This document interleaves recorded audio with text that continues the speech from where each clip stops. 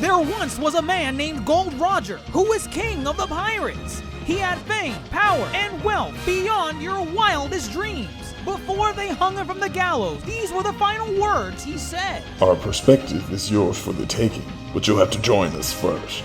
We left everything we debated at the Yonko table.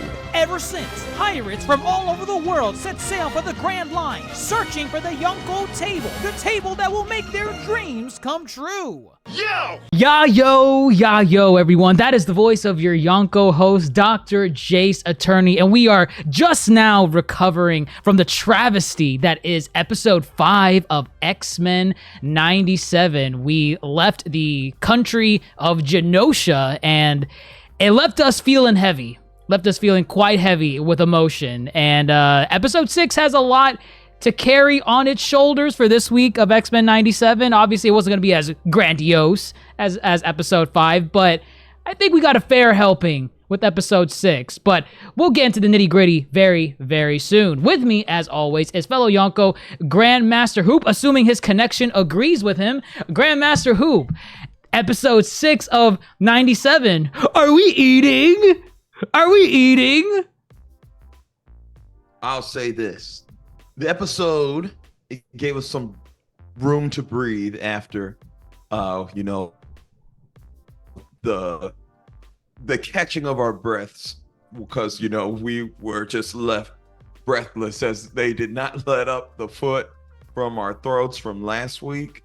But with that said, this episode, I do think, although it toned down the action, goodness gracious, they're eating it with the writing. I think the quotes and the dialogue is so sharp in this show, and I think it is the return of a certain character where we get some of our best lines here in the series thus far. And with that said, I can say we didn't engorge on a buffet, but we got some I think 5-star meals here, serving it up. Yeah, fair enough. And with us as well is Dr. Mondo, Supernova Dr. Mondo. Episode 6, how are you feeling overall?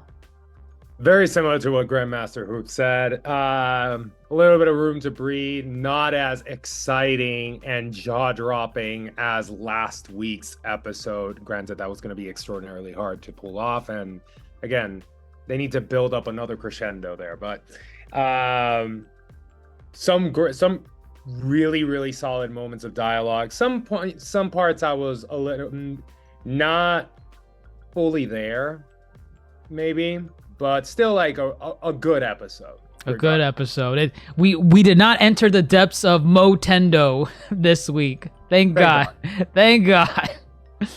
But let's get into it. So before we get into the episode itself, I kind of noticed this a little bit too. Was there something fishy going on with the intro for this week's episode? Because didn't they show Xavier prominently in this intro?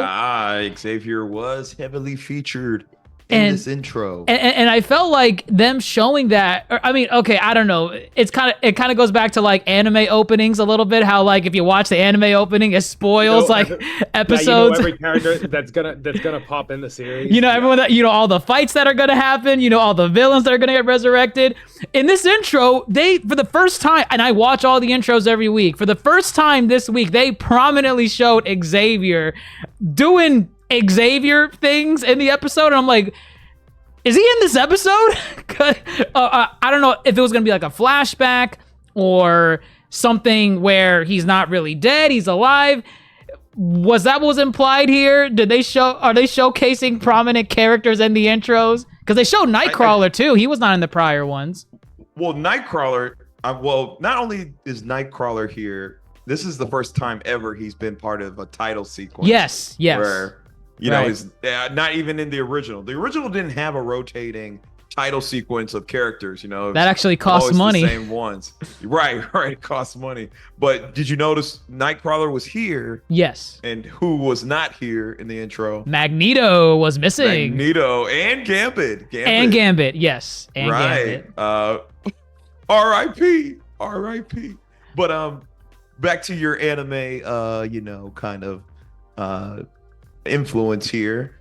I think this episode confirmed it, that they've been kind of teasing some maybe future storylines, some past storylines. I know we definitely seen in some of the intros, but here for sure, given, after this intro, Charles being heavily prominent here, and this confirmed actually what we were talking about last week, how I didn't know if they retconned that ending that I was saying of the original series where, did Charles die or did he get shipped off to Shi'ar with the Shi'ar Empire, So that did happen at the end of the original series. They didn't retcon it. It happened. Okay. He didn't actually die. So if you can kind of give just a quick summary, what exactly happened? I honestly don't know. You don't know? Oh my God. Episode. I think he got shot, which, Gyrick is in jail for, which we saw in episode one. Okay, I remember that. I guess it was a fatal injury, and there was nothing on Earth that could save him. Okay. Only the technology of the Shi'ar Empire could. So Lalandra, being his lover, was like, he has to come with me. Only I can fix him. And I guess that's what happened, because look who's here. Professor Xavier. Xavier. And he's walking.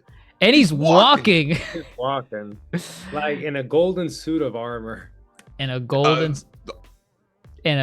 suit of armor, indeed. It was it feels so weird to see him walk. I feel like it kind of takes away a little bit. I don't know. That's just me.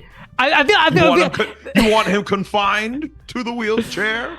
I feel the hover chair? Listen, it's ingrained with the character. It's like having Spider-Man without the webs. I don't know. That would never happen. I just can't see it. But I mean, it's a cool little feature to see him like walking around in that power suit or whatever. He gave up his X-Men for some legs and booty, because he got booty here. Empress booty. Empress, but no, not just any booty. Empress booty. Royal booty. Royal booty. Are you blaming him or what? I'm just saying what he had on the table. What would you do? It's not about me. It's not about me here. Give up your students? Empress booty. Weigh the scales. It turns out Charles said booty. For now. She did save his life. She did save his life. And of course, that's like kind of like the theme that's, permeated throughout Charles's story in here, which we'll get into it with Storm, but I feel like they did a much better job balancing the two stories together, as opposed to how Motendo was like, first half Motendo, second half Forge and Storm. That was terrible. That was a terrible way to like tell both stories in one episode. I think you even said it in episode 4, Grandmaster, where you would have preferred if they swapped the stories as they progress, which is what they did here, and it was all the better for it, in my opinion, at least. I mean, Charles definitely was the A plot. I mean, I think there was definitely more screen time and a lot more going on. Yeah, Storm being the B plot. Yeah, he was like Xavier was the center of the episode. Yeah, But I will also say though too, compared to the Motendo episode, I feel the themes kind of resonated here in both. It was Charles given life, and then what to do with his newfound life when he was on the verge of death. Then you have Storm kind of battling the idea of, I do not fear death, but she wasn't living. She was living in this state of fear and, self-loathing. So I feel their stories thematically kind of resonate with one another versus, Motendo is Jubilee, grow up. Play some video games. Right. Don't talk to one another. So at least I think there is a tiny through line here that definitely works better going back and forth. If they had did first half Charles, first half Storm here, it wouldn't have worked. I will get to Storm, but I still have my problems with this storyline. It At has least issues. how it's portrayed here. Right. Honestly, right. like the storm storyline. We'll get into it. We'll It's get like into honestly it. like the weak. I would say like as of this It- show, it's the weakest part of the show. I think that goes to Motendo, but I do understand. well, I do understand where you're coming from. Motenda, Yes, I see him as filler. it's like a filler episode. Yeah. But Yeah, it's this like, one. That's why I'm not even counting it. But Right. it's like if we're talking about like main storylines of the show, This is one of the weaker ones. Yeah, I would say it's the weakest. yeah, as of for now. sure. Well, it's a Um, strong storyline, but the execution is not it. Is not The there. execution Right. Is it's poor. But with Charles, I do like this balancing act that he has to do where he really has to determine where his loyalties lie. Because Charles is a good person. He loves his family, and he has to choose between, I guess, the love of his life, who is, what's her name? Lilandra. Lilandra. Choose between her or his X-Men. Or I guess more so his life back on Earth. And I like this whole thing where he's kind of like balancing it out with like the greatest man I've ever known. What's his name? Magnus. Oh, Magnus. Oh, Magneto. I mean, you Oh, can call him Eric. That's fine. Eric. too. That's what I was trying to think of because he calls him Charles. So okay, Eric. In this iteration, even in the original, he often says Magnus. I'm like, ugh. Can you just say Eric? Magnus is too on the nose. It doesn't. It feels I don't very know. formal. I don't know why. Just the way it sounds. Well, it just sounds stupid. You mean a guy named Magnus happened to gain magnetic powers? Boring. Imagine if Bruce Wayne's name was Bat Batwayne. Wayne. Wow. It's stupid. I guess. I'm just saying.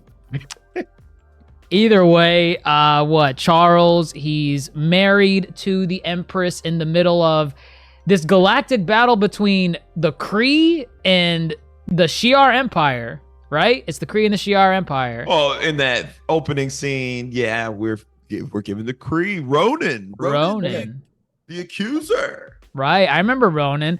I don't know how I feel about that green and yellow with his color scheme. It gives off classic Electro a little bit. Popular color scheme. Not in about Marvel. it. Is that really his like main color That scheme is in Marvel? Listen, X-Men, the animated series, and 97 by extension, their designs are like pulled, like not only like the costuming, but like the character designs are pulled like straight from the comics. Damn. Like it's like they ripped them off of the pages. Like they're not trying to sugarcoat it at all.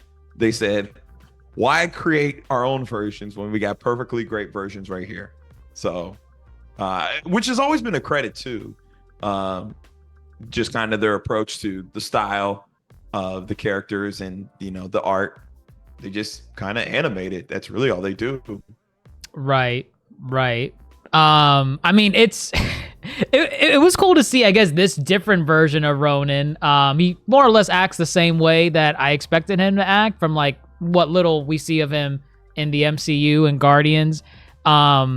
But we get introduced to the sister of Empress Lilandra. Oh goodness, what's her name? Oh, Deathbird.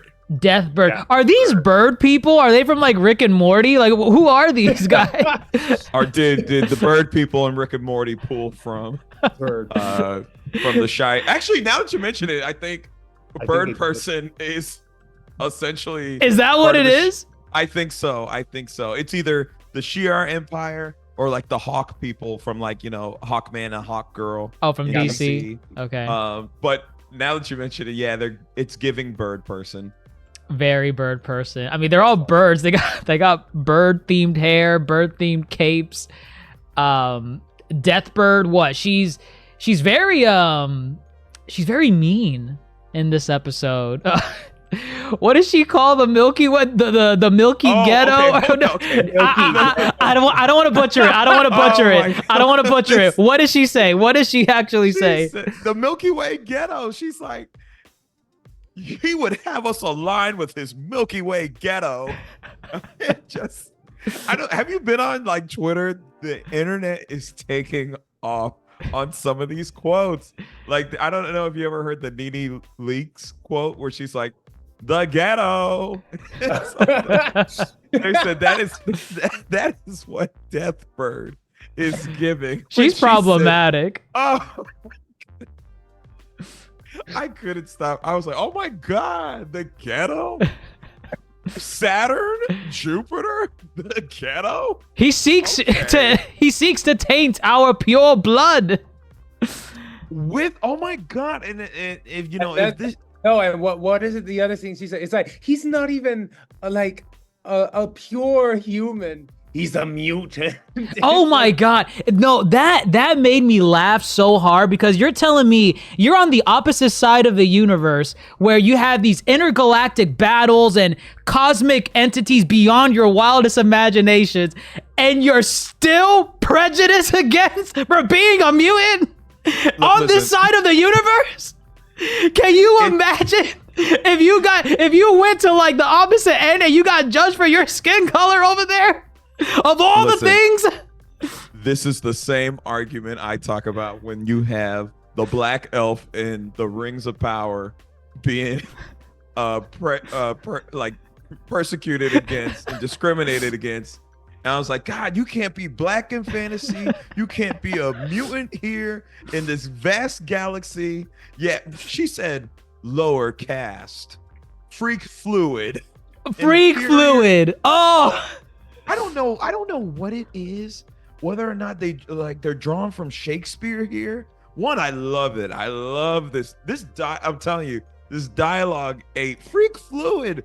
An alliteration? What are we doing? Every slur that she threw, I heard that what's that Vine boom sound effect? The boom. You know what I'm talking about? Oh, yes. Boom. Every single one that she threw. Oh my God. It was uncomfortable. I don't know. I mean, it was fun. It was funny just seeing this cartoonish representation of that type of person just throwing out this stuff where it's like, these terms don't exist in our world, the way she was saying it, but you knew each of those felt like a bullet to Xavier. And she was just like, she just walks in at the beginning. It's like, again, with her pink suit, and it's like, oh yeah, like, so your loyalty, okay, I want you to forget everything. And then it's like, oh, hesitation. He literally paused for 3 seconds. No, and listen, that hesitation was so brutal because what? So like Deathbird, she doesn't want Xavier to marry into the royal family. And she basically wants her sister to abdicate the fucking throne. Right. And she's like, but on one condition, Xavier has to purge his memories of Earth, eliminate any ties or alliances to that Milky Way ghetto. Nothing. He seeks to make us allies with them. We are not allies. She seeks the right of Mdasha. Which again, it's a play at the throne, because if he doesn't do this, she'll go ahead and claim that her sister's unfit. And if you watch the original series too, this little family, they have a brother. The brother was the bad guy in the original. Damn, man, series. I need to go back and watch the original. Yeah, Jesus. Dekin. They had to overthrow him. He was like crazy, and so, but now Deathbird coming in here, and again, this is why I like the Charles story. It's just this overarching kind of symbolism as far as and in what a superiority complex and what it can do, and empirical rule, and kind of just the ideas behind it, as far as they're out here colonizing, and they're out here. We're gonna get to Xavier's little class bit because he dropped some bombs there too, but it's like, yeah, her sister can't love a human, let alone a mutant. That means we're supposed to protect Earth. It can't be seen associated with the ghetto. You ever seen the Lion King bit where they take the Lion King scene where Simba's like, "What's that over there, Dad?" What? Yeah. And Yeah. You must never go there, Simba. That is the ghetto. that is what this is giving. And Terrible. it's like, damn, Charles can't get away. Charles cannot. He can't. I mean, but to be fair, in this scenario, he's willing to. He doesn't give in right away, right? Like his thing here is like, what's the quote that he gives? Is like, about a teacher. Come on, I know you have it. Well, okay. I wrote. So his big struggle is he's got his X-Men, he's got his love, like we said, booty or students. Right. Children or booty. And Lalandra, she points it out. She's like, you've done so much already for them. Yeah, and it's you're like kind. you gotta live your life. Like as Correct.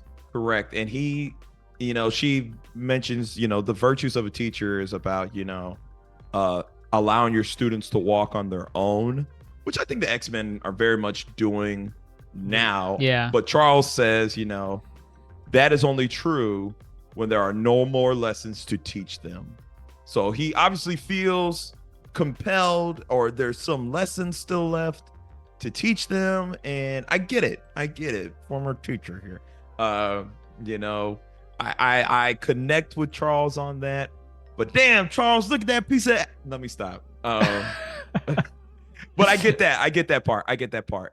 But then, during the actual process, during that hesitation moment, them bastards, they knew what they were doing. They're like, Charles is like, yes, you can erase my memories. And your X-Men? Charles. Charles. And your X-Men? Terrible. He hesitates. Do you not see? He allies with Earth. Because he doesn't want to drop his memories, and that means it's down with the Shi'ar Empire. Yeah. What bullshit is this? Oh, it was beautiful, because then that causes like a what? Infighting. Some infighting. Deathbird's trying to seize the throne. You have the council of bird people walking away like, we're too good for this. It's like, let's leave before this gets a little bit out of hand. Oh, because Gladiator here, leader of their Imperial Guard, who's basically Superman with a mohawk, out here bodying everybody. I loved it. She went to go for great. Lalandra, and he went, no. He was like, excuse me? He said, oh, so what? Slow your roll. It's like, Calm down. like, calm down. It was And funny enough, too, all this goes down, and in the beginning of the episode, Charles is trying to talk to Lalandra about, people go away for tropical vacations after they get married. Can you even consider kind of us going back to Earth to visit? And she says this quote. She says, "Families mimic black holes. Visit and risk being stuck in its ever spiraling vacuum of dramas." What the hell's going on here, Lalandra? Like, you got a black hole at your doorstep, and you that black hole's been sucking up your family. Yeah. Goodness. Like, It's terrible. You're the one to talk. Correct. It all comes full circle. Because clearly the drama is here, the infighting is here, and then how's the best way to stop fighting? if y'all gonna act like children, I'm gonna treat you like children. No, I just love because he's like, Xavier's like, wait, I have powers. Yeah, what was this about? Why did he actually forget he had powers? It's so funny because he said the way he says it, it's like, holy shit, I forgot I can do this. He's like, I forgot my greatest gift of all, and I think he found a moment of peace in his life. You know, he's in love. He's away from all the BS of human mutant. You know, all that drama. Like someone from the Milky Way ghetto. Right. And so I think he just wasn't using his abilities because he probably didn't have to. Yeah, he doesn't have to read anyone's minds here. His love's mind, the people's mind. People can tell when he's inside their mind, right? Unless they're a psychic like Jean. And... I think he has to make his presence known. Okay. they might be a thought, and he might be like, "I hear you," Okay. Okay. Unless you're a psychic, you're right. Yeah, if you're a psychic, I'm pretty sure they can, feel his mental touch or psychic touch, as they like to call it. But I love it when they truly display Charles's abilities like on a next level outside of I can read your thoughts. No, and it's kind of like him saying like, "Oh, you tell." To a certain degree, it's really a slap in the face to Deathbird, because Deathbird is like, he's lower caste. Well, this lower caste Milky Way ghetto B just put you in the freaking astral plane. Well, not only her, he put the Everyone. whole room in the astral plane. In the astral plane. But it's so funny because it's like, yeah, this guy from the Milky Way ghetto, like, you can't do anything to me right now. Correct. And again, it just shows how powerful he is, Yeah. Not only are they on the astral plane, he creates a classroom and they're all at desk. And, I forget the first thing he asked, but, Deathbird's like, your inferior race is a bunch of crushed skulls. And he's like, raise your hand or something, I think it is. I think he asked, and then apple forms in her mouth. Yep. Yeah, I think he asked what is the source of the Shi'ar Empire's like might or power or something like that, and then she takes the authoritarian response and like stands up in her desk and and he flings the apple in her mouth, tells her to sit her ass down. Raise your hand in my classroom, which makes me wonder, did he do this to any of the other X-Men? And that's what I was gonna get at too. I don't think we've truly ever seen kind of actual real portrayal as far as media goes, like X-Men Evolution, Wolverine and the X-Men. I want to see Charles school these people. You are a professor for a reason. I felt we got Professor X in this moment. This felt like an actual college level lecture. No, and I love that it got to a point that I think like one of the council members that was there actually was. Oh yeah, he actually raised his hand. There was one part I was like, that's funny. Demerits. Love it. I love this scene. And again, this real world tie-in with regards to kind of here's a quote for you. This one was said earlier when he was talking to Gladiator about the deities. What is united if one half must be erased for the sake of the whole? That kind of resonates out through all of X-Men. Because the constant fighting between mutants and humans trying to purge the world of mutants, and that's essentially what the Shi'ar Empire is doing. No, it's the hypocrisy. It's like we want unity, but we want unity by destroying the opposition. There you go. It's the hypocrisy. There you go. It's the paradox. Correct. And then this part, and this is kind of a line that I thought connected to Forge. Forge being Native American. They brought up how the Shi'ar Empire strikes at the knees to help them walk again. I was like, damn, man. Yeah, that's what tyrannical empires do. Yep. That's how you have slavery. That's how you have colonies and whatnot. They strike you at your knees and say, hey, we got resources. We can help you. Yeah. Submit to us. It's like we will bring you back up. It's like, we'll help you get out of the mess that we created for you guys. All right, yeah, they create the mess, and then it's the snake oil racket, like you mentioned. Correct, the snake oil racket, yeah. Mm-hmm. Right, it was perfect, and I feel like he was getting close to them a little bit, like kind of. Oh, he was, like about to convince them to abandon millennia of years of this colonization that their empire's been going through. But then everyone turns to skeletons, and Skeleton Gambit appears in the room. I'm guessing he can feel things across the universe, or I think that's his mental connection with them. Okay. Mental connection. Wouldn't also be surprised if Jean, well, Madeline Pryor, because she was there too, like sent off like a psychic blast or something. I don't know. He's in the astral plane. I don't know the full extent. Also, he's like, I imagine what is light years away. Yeah, he has to be like light. Easily. Yeah. Now, if he can reach, man, kudos to him. Or if anybody can reach him, kudos to them. I mean, he wants to go back there now. He's like, I'm going back. I'm going back. And what Lilandra's like, but don't you want the booty? and he says, no. He's like, sorry, the booty can wait. Or you know that meme with the scene from Interstellar where he's crying at the window trying to get him to undo the thing he's about to do. Yeah. So there's probably a future Charles screaming at him to, no, don't turn down the booty. No. Don't go back to them kids. They never done anything for you. No. This is terrible. But I mean, that's what he does. He's going back. I don't know how he's about to get back. He's definitely going to need Lilandra's help. He's going to be like, by the way, I dumped you. Hey, can you give me a spaceship to get back home? You should have dumped her after you got the ride back. Terrible.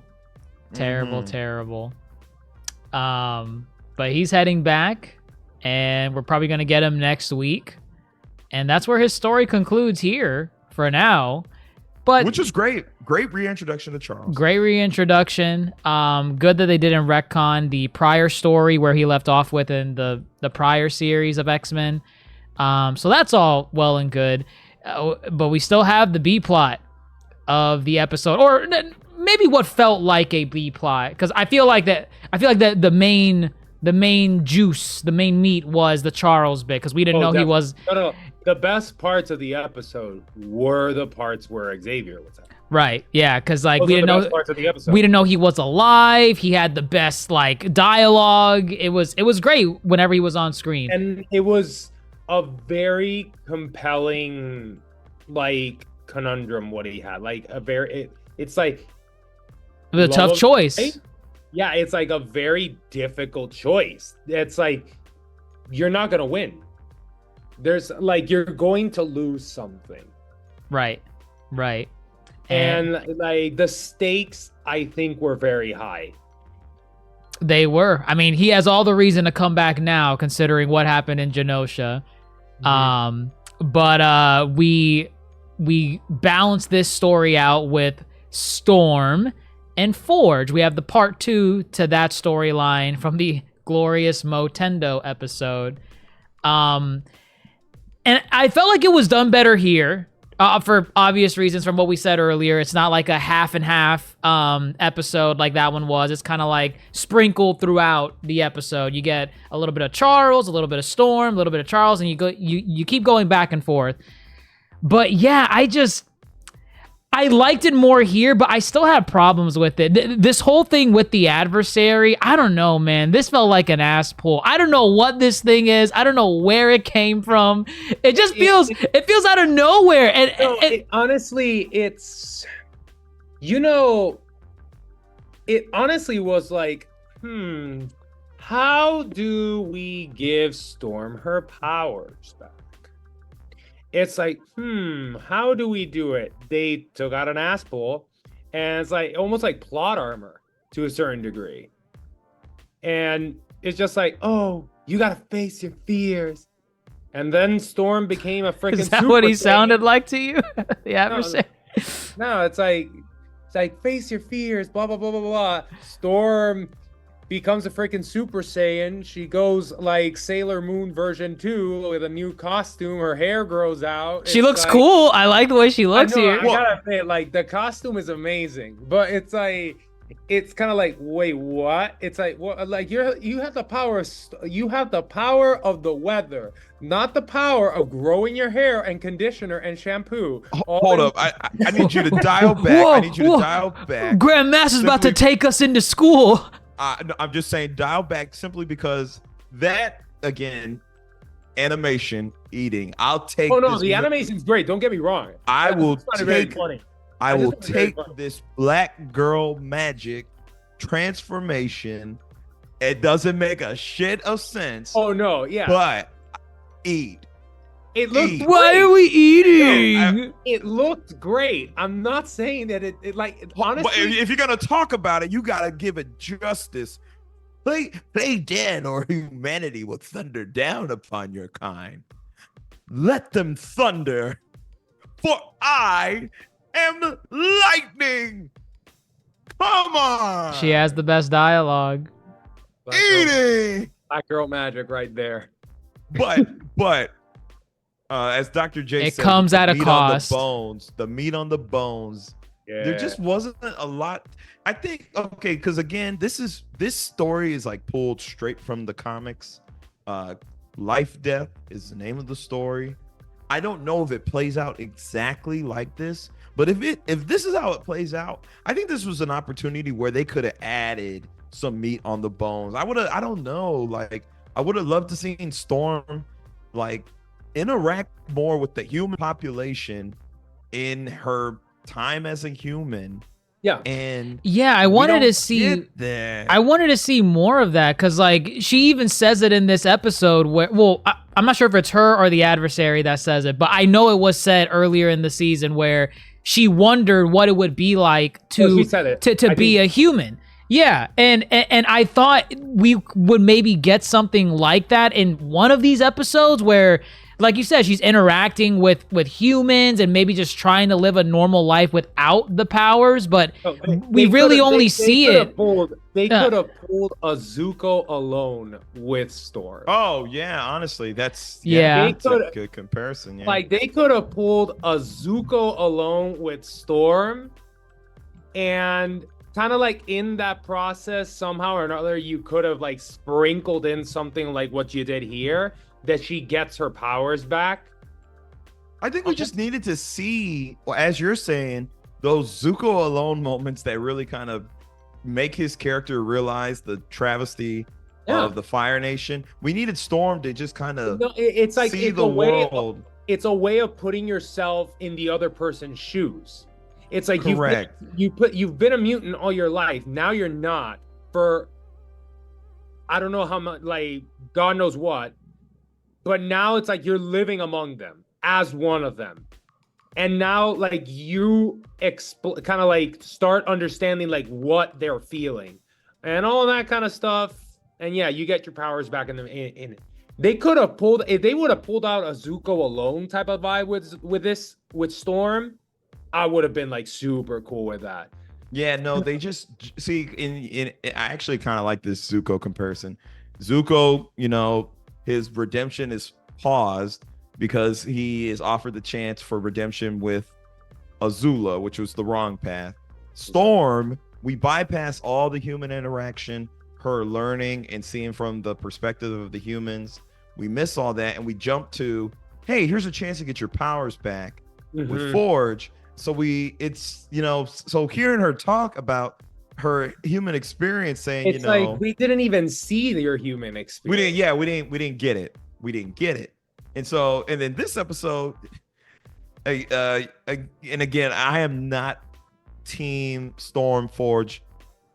Let's go, my love. I don't. Yeah, where'd that come Didn't from? you just slap him? Didn't you just slap him for saying I loved you? Right? She slapped him, right? Last episode, right in the Motendo episode. Yeah, she slapped him when she said, "I love you, Aurora." Yeah, she said And now Baka. now she's saying, "I'll save you, my love." I'm like, how? Where, Shui? Where did she fall? At what point after that slap did she fall for this man? I don't know. I don't get it. The man has a way with words. Now hold the phone. We got to talk about this. Was Forge doing some sorcery like Doctor Strange? Yeah, I was thinking That's the same what thing. the little symbols and with the book and everything. That's what I thought, but I didn't know if that meant, oh, Doctor Strange, or if it was just like, oh, that's just his type of magic. He probably learned it somewhere and just left it alone. I'm gonna say, if I see the glowing orange circular, I immediately and where Marvel, come on, and Marvel to my understanding, other than like chaos magic, like there isn't like another type of magic like that. So I think that's like Doctor Strange. Doctor Strange's magic. And again, I don't know if this is comic tie-in, but I was like, I mean, I guess sorcery can be anywhere, but I don't know. Random. It felt random. I was like, okay, sure, why not? Forge can make anything he wants. He can also do sorcery. So right. so he's anything. He's a shaman, I think. Okay. He's a mutant. So he's a mutant, but I think like he's also kind of like quote unquote a shaman. I where? Are you Like- talking comic wise? I think Source material? comic-wise. And how exactly does Storm get her powers back? Did she just like did the beam just make them dormant, and she always had them? She just had to find that's- herself again. Yeah, that's kind of like where I was like, but what? Like, so we went from quote unquote biological stuff, because like, you know, the radiation that they gave her with that blast, it biologically changed her genome or whatever, and that's why she lost her powers. Right. Then with this, it's like, oh, you just needed to find yourself. So finding yourself rewrites your genome. Now hold up. Remember, she did Actually. do Forge's little machine in part 1, and they thought it didn't work. I think it did work. Oh, However, yeah. Storm. But she put a mental block. Oh, I compare it to Peter Parker in Spider-Man 2. You know, self-loathing, doubt, fear. Her powers forsaked her. You know, she was living that white lie that she was talking about. You know, kissing the hand that beats you. You know, but some of this stuff again, I'm gravitating towards. Like when Storm was saying, you know, I was tired. I'm tired of me using my gifts just to have humanity twice as much hate me and my people. Yeah. For using my gifts to save them. I was like, tired, eat, because I'm like, again, say what you will. There's a through line that they're trying to address with regards to Storm being black, and they're trying to give a voice as far as, you know, the black community and their struggles. I'm like, I see you, X-Men. I see you, Bo DeMaio. I know Disney doesn't like you, but I see you. And even Forge too, talking about, you know, it talking about the colonization of the West and how, you know, why would you trust these people? They got chopped at the knees. X-Men is doing a good job at, you know, taking their story, and it is built on the foundations of a lot of the American people's struggle, specifically people of color. No, like in they've America. really, like, granted, X-Men has done a really good job at this, but it's like in different episodes, like we've touched upon like real world problematic topics. Like we've talked about like war, genocide. We've talked about discrimination. Like now, like they kind of made it even more like obvious towards black people with Storm. Like we talked about colonialism, imperialism, all these kind of things. And even like the way like just going back to Xavier was saying, it's like, you know, that you chop them at the knees, that kind of thing. That's like the white savior complex. Oh, absolutely. Like that's the white savior complex. So it's really, it's cool how they bring it in. They bring it in, obviously, with all the fantastical elements that X-Men has, but there's always like that tie-in. There's always that tie-in. If they didn't do that, the Storm story would have sucked. Oh, that was definitely. the only thing keeping me, because again, the adversary, I don't care. A big owl demon, and I don't get it. It's weird. Yeah. And No, that was like, honestly, I thought his Forge sealed him in the desert when he did his Doctor Strange magic. How's he back again, trolling Storm in the cave? I found it totally unnecessary. Really, I'm gonna say, like, they really should have gone with like a Zuko alone type of vibe.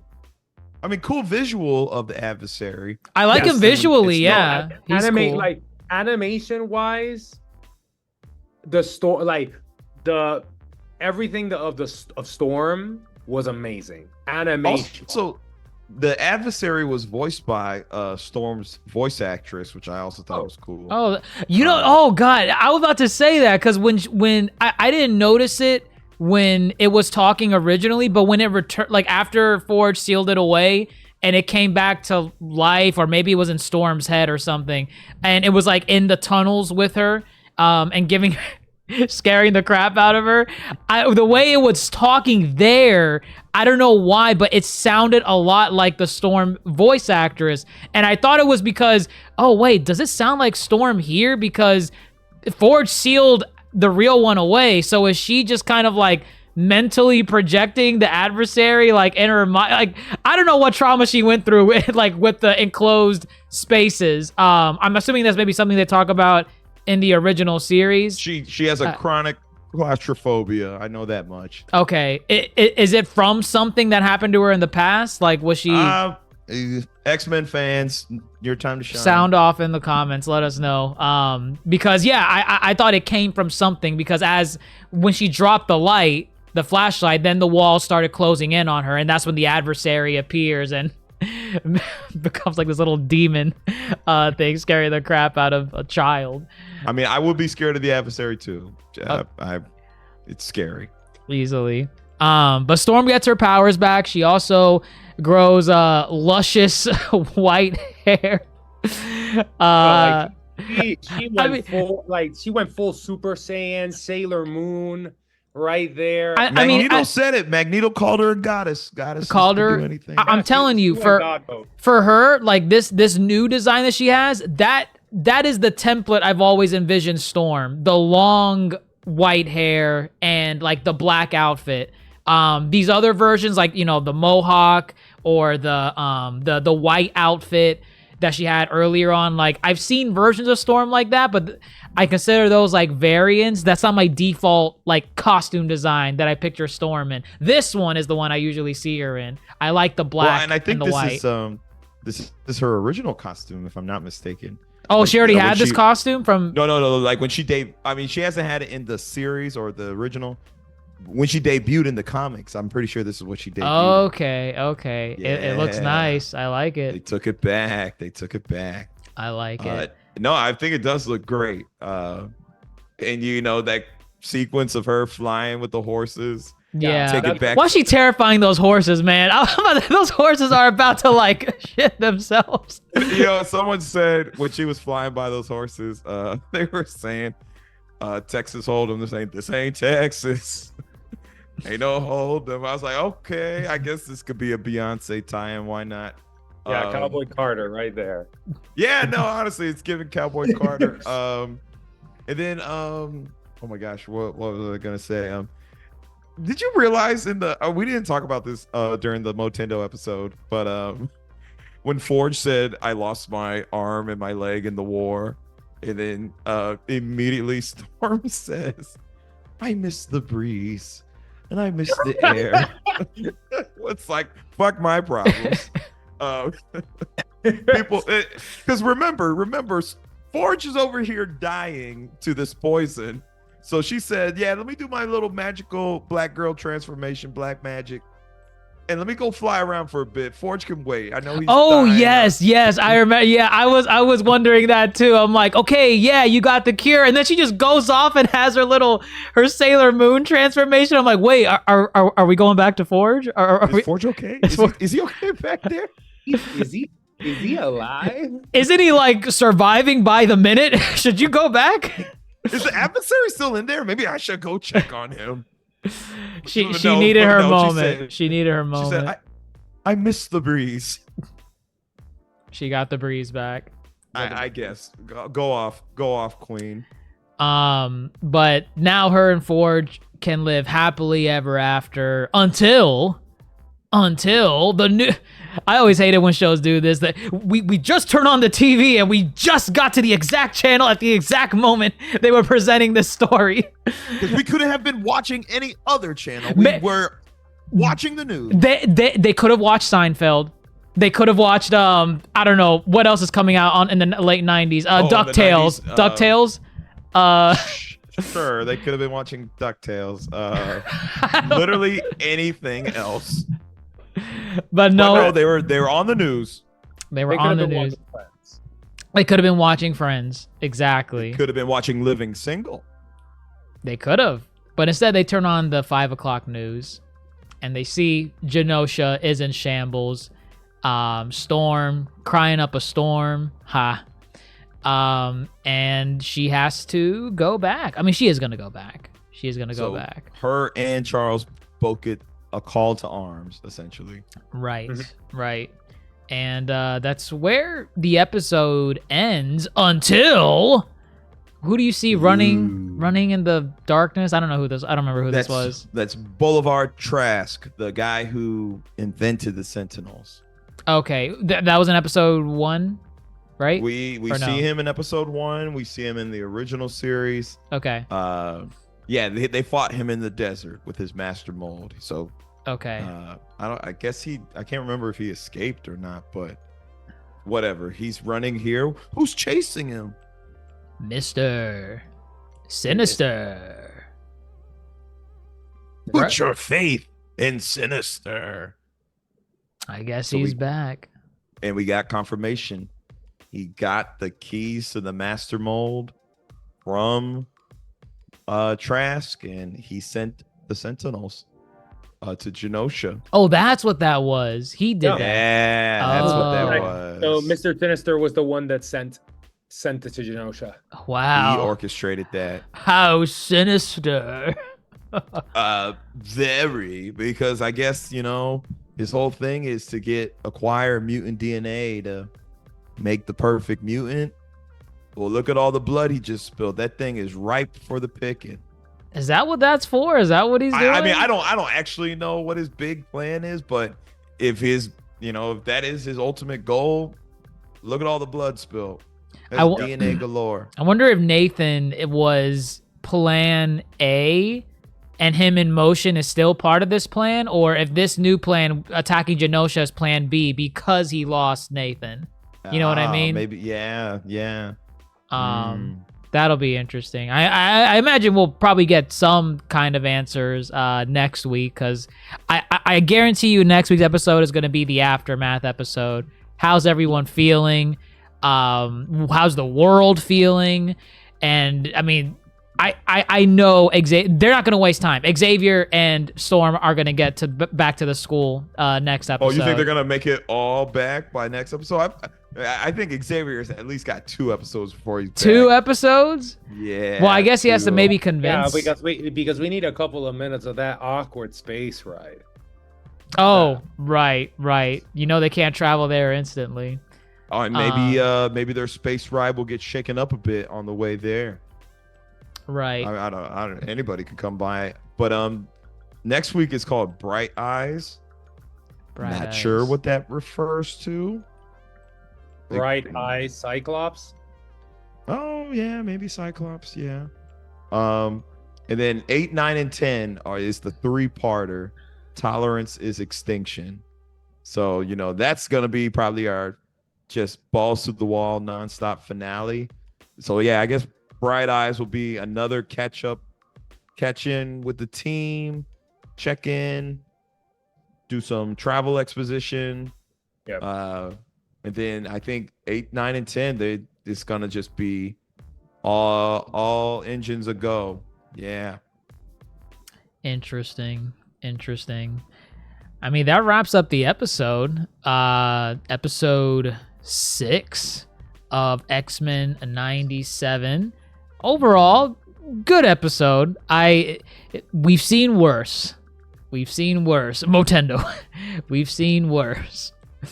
But we're here for more X-Men 97. Can't wait to see what we have for episode 7. Any other final thoughts, like predictions for the next few episodes, or just the last stamp of approval on Xavier dropping the quotes of a lifetime? No, solid episode, especially the Xavier bits. The Storm story, not the best. I think, one of the weaker parts of the series. But overall, this series is really freaking good. overall. Like, if we're putting it all together, it's a really, really solid showing. Fair enough. Yeah. I mean, I'm still thoroughly enjoying it. I think, yeah, the Xavier here was the standout. Storm has sprinkles of greatness. What could have been? Yeah, but you know, it is what it is. I think we'll be seeing a lot more of her and better kind of outings than what was given here. Excited for the next 4, and I don't know, man.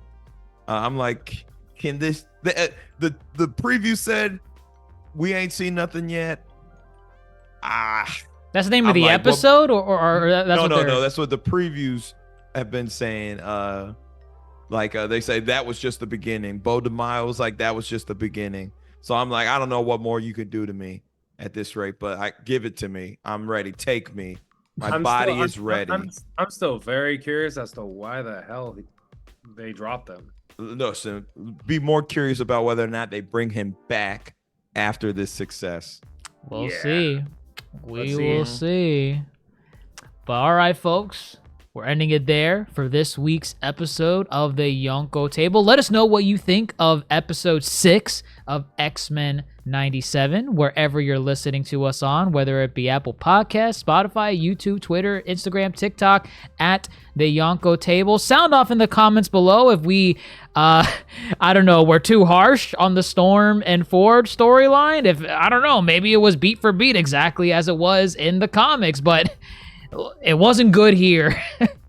So let us know what we were missing out on with Storm and Forge, and tell us why Xavier chose a baddie over his students. Sound off in the comments below. But with that, everyone, I'm your Yonko host, DrJaceAttorney, fellow Yonko, Grandmaster Hoop, and Supernova Dr. Mondo, signing off. How do you want to close this one, Grandmaster Hoop? How do you want to close this? Milky Way, ghetto, the ghetto. Do you denounce your X-Men?